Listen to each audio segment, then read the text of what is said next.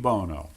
Cui bono is Latin for who benefits, because the confusing, schizoid, inconsistent way in which the media, the liberal media, has been handling the various news accounts since Donald Trump tweeted that he had been wiretapped shows that there really is an ulterior motive to just about every story the media puts out.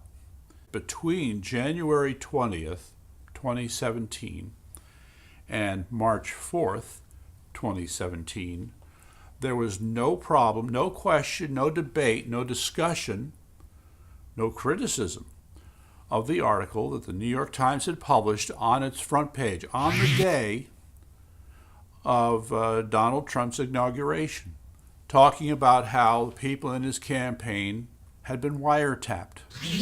That was the word in the article on the front page, right next to a picture of him and Melania.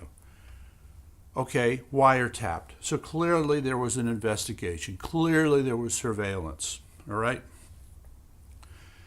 Somehow, for example, when Jim Himes was arguing with Tucker Carlson, Jim Himes really couldn't deal with this point, even though he's on the Intelligence Committee in Congress. All the reports that Manafort and two other associates of Donald Trump were under surveillance, that's all false? Is that what you're saying?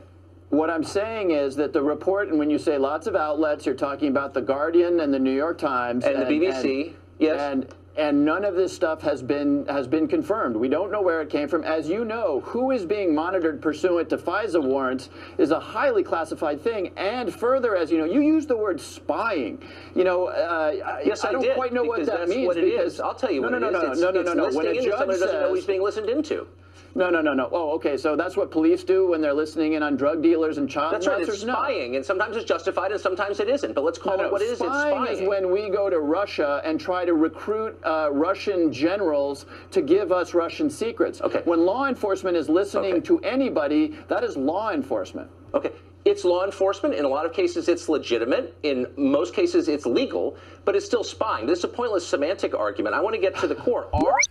Okay. The other articles that have come out, the ones that Mark Levin have cited, like from Heat Street and the Washington Post, as well as the New York Times and McClatchy report, all point in the same direction in terms of what it appears happened, how it happened, when it happened, with respect to surveilling Donald Trump and his proxies in the campaign.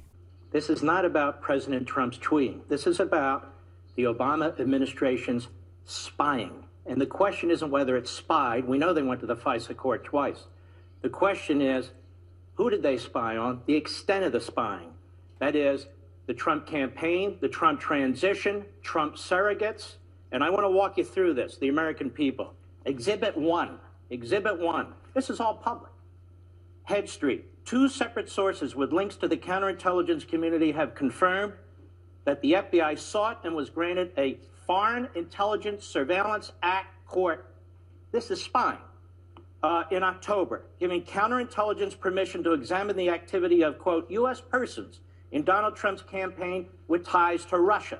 Exhibit 2, The Guardian, a well-known right-wing British paper.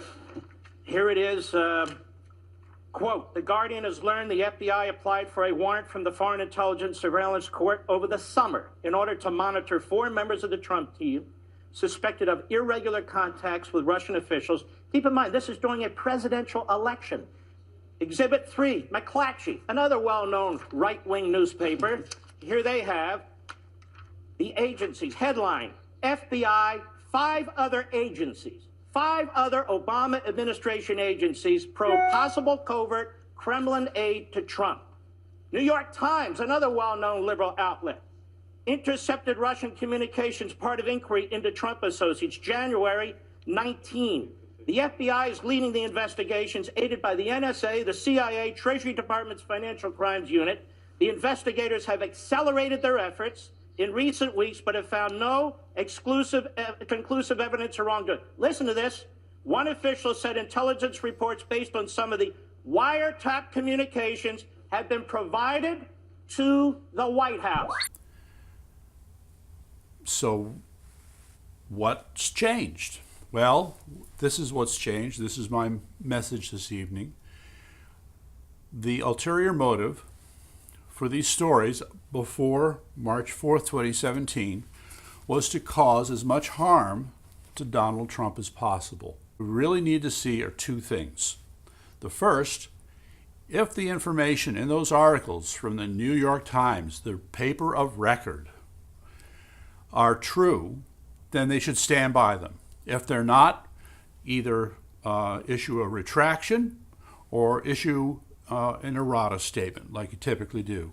When people are trying to say Obama knew nothing, knows nothing about this, this is such obvious baloney. How many times have you heard Obama excuse himself by saying, well, I just read it in the newspaper? Okay, well, guess what?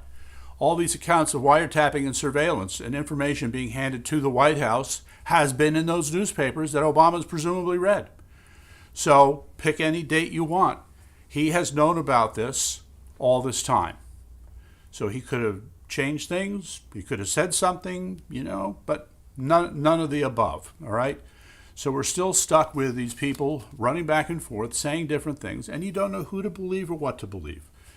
So if you're trying to figure out why there is so much inconsistency, I just bring you back to my original phrase, cui bono, who benefits?